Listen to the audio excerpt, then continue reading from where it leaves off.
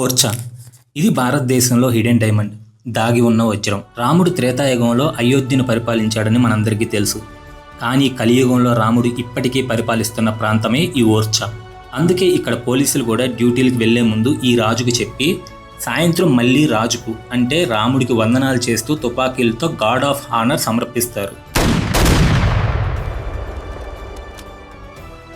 అందమైన బెట్వా నది ఒడ్డున బుందేల్ఖండ్ రాజ్యం. అప్పట్లో వీళ్ళు కట్టిన కోటలు, భవనాలు మనల్ని 16th, 17th సెంచరీలోకి తీసుకెళ్తాయి. అటువంటి అందమైన ప్రదేశాలని నేను ఈరోజు ఎక్స్పీరియన్స్ చేయడమే కాదు, మిమ్మల్ని ఈ ప్రపంచంలోకి తీసుకెళ్తాను.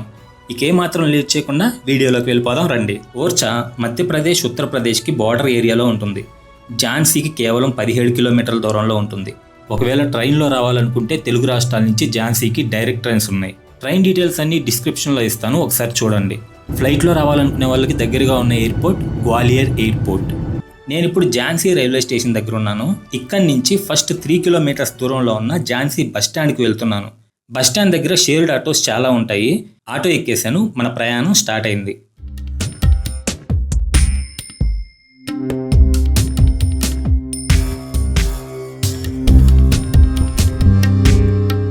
ఆటో వాళ్ళు 40 రూపీస్ ఛార్జ్ చేశారు. నేను ఆటోలో ఉన్నప్పుడే రామరాజ ఆలయం దగ్గర డ్రాప్ చేయమని చెప్పాను. ఆటో దిగిన తర్వాత 100 మీటర్ల ముందుకు నడుచుకుంటూ వెళ్తే లెఫ్ట్కి ఒక చిన్న దారి ఉంటుంది. ఇదే రామరాజ ఆలయానికి బ్యాక్ సైడ్ ఎంట్రన్స్.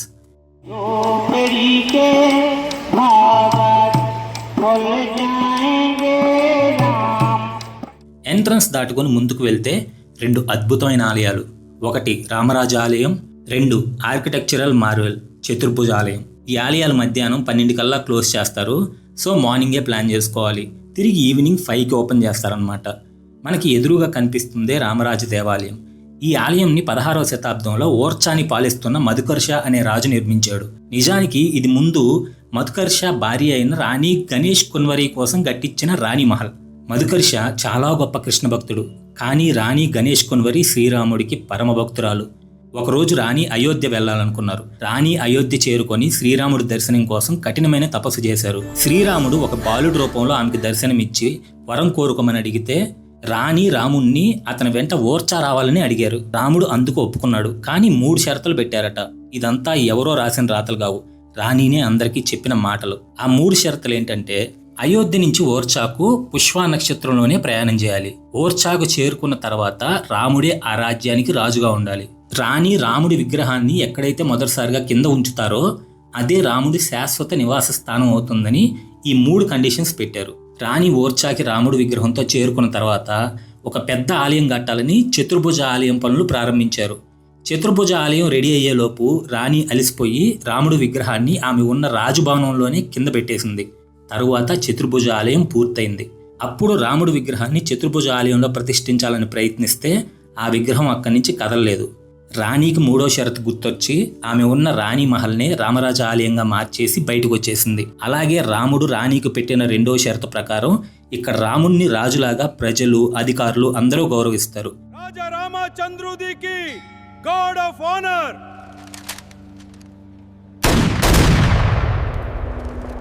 లోపలికి అయితే కెమెరా అలో లేదు. నా దర్శనం అయితే పూర్తయింది. బయటకు వచ్చి రాముడి కోసం కట్టిన చతుర్భుజ ఆలయానికి వెళ్తున్నాను. జస్ట్ పక్కనే ఉంటుంది, ఇక్కడి నుంచి కనిపిస్తూ ఉంటుంది కూడా. అబ్బా, ఆలయం చూస్తుంటే ఆకాశాన్ని తాకుతుందేమో అనిపిస్తుంది. లోపల వేరే మూర్తికి పూజలు జరుగుతాయి, కానీ ఈ ఆర్కిటెక్చర్ మాత్రం అసలు మామూలుగా లేదు.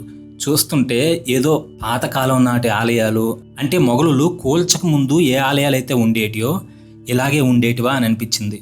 అంత బాగుంది.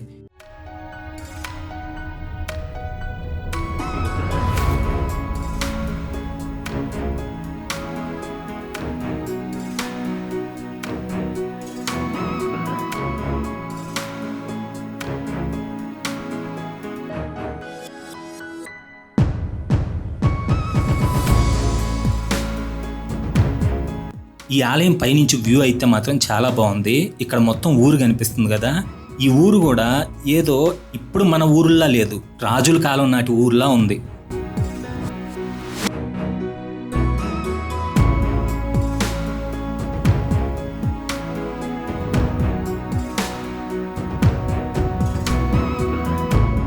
ఆ ఆలయాలు దర్శించుకున్న తర్వాత ఇక్కడి నుంచి 2 కిలోమీటర్ల దూరంలో ఉన్న లక్ష్మీనారాయణ దేవాలయానికి వెళ్తున్నాను. ఈ ఆలయం చిన్న కొండ మీద ఉన్నట్టుంటుంది.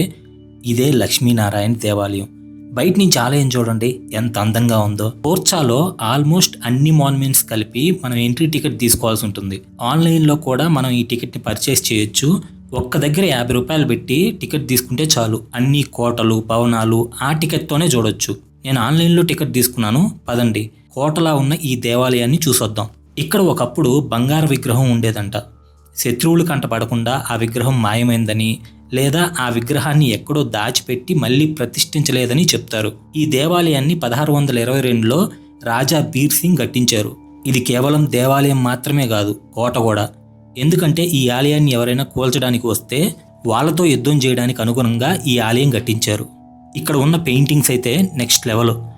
భారతం, రామాయణం లాంటి ఇతిహాసాలను పెయింట్ చేశారు.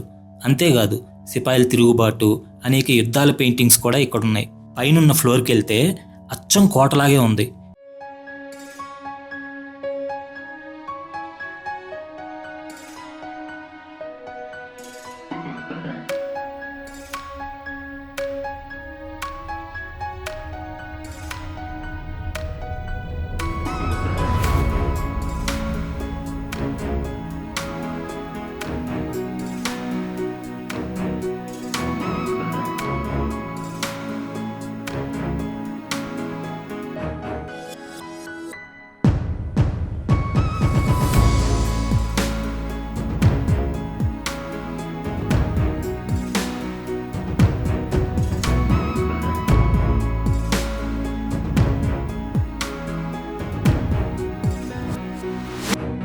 ఇక్కడ కాసేపు తిరిగి మళ్ళీ బయటకు వచ్చి ఓర్చా ఫోర్ట్కి వెళ్ళాను.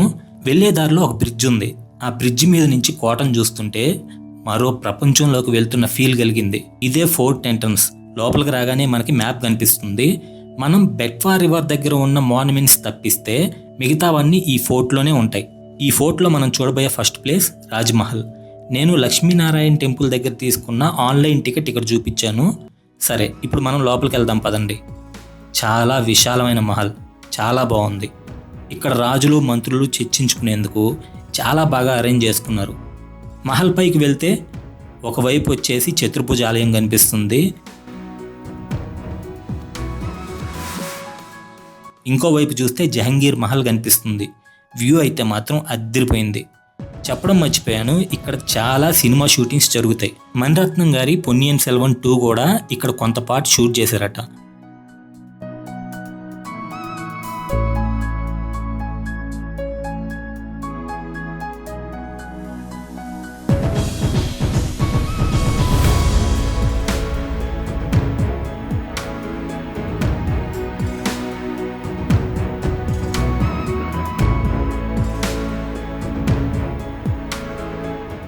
తర్వాత బయటకు వచ్చి పక్కనే ఉన్న జహంగీర్ మహల్కి వెళ్తున్నాను. వెళ్ళేదారిలో శీష్ మహల్ ఉంది. లోపలికి వెళ్దాం అనుకున్నాను కానీ దీన్ని ఇప్పుడు హోటల్గా మార్చేశారు. ఎంతో పాతదైన ఈ మహల్లో స్టే అంటే మామూలుగా ఉండదు. లోపల ఇంటీరియర్ కూడా చాలా బాగుంటుందంట. మీరు ఎప్పుడైనా వస్తే ఒకసారి ట్రై చేయండి. కొంచెం ముందుకు వెళ్ళగానే జహంగీర్ మహల్ లోపలికి వెళ్ళడానికి స్టెప్స్ ఉన్నాయి. ఆన్లైన్లో తీసుకున్న టికెట్ చూపించి లోపలికి వెళ్ళాను. లోపలికి వెళ్ళగానే ఒకే డైలాగ్ గుర్తొచ్చింది, కళ్ళు చెదిరిపోయేలా ఉంది వర్మ అని. Wow, beautiful. ఎంత మాట్లాడినా తక్కువే. ఈ మాన్యుమెంట్ని చూసిన తర్వాత మాటలే రావట్లేదు. అందుకే మీరే చూడండి.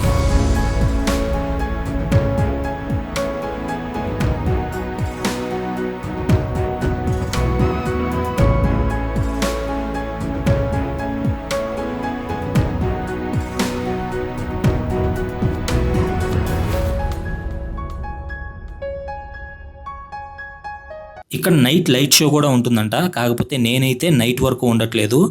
మీరు ఒకవేళ వచ్చి ఉండే పని అయితే ఖచ్చితంగా చూడండి. సరే, ఇప్పుడు మనం కంచన్ ఘాట్కి వెళ్దాం పదండి. ఇక్కడి నుంచి 2 కిలోమీటర్స్ ఉంటుంది. అక్కడే బెత్వా నది కూడా ఉంటుంది.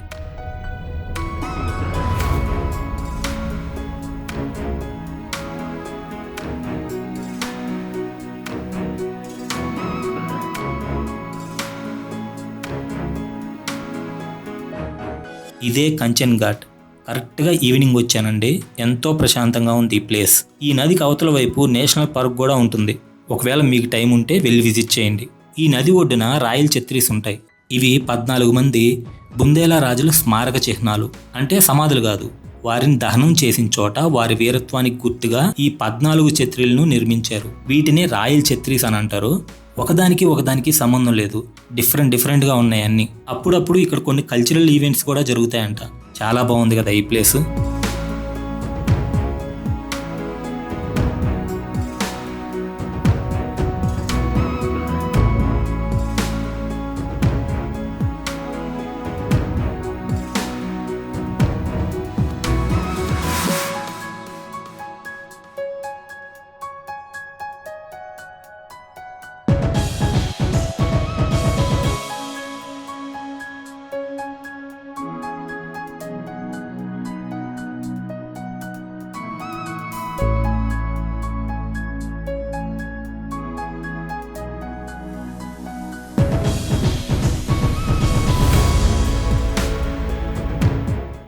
డిఫరెంట్ ఆర్కిటెక్చర్తో డిఫరెంట్ ఛత్రీస్, పక్కనే బెత్వా నది.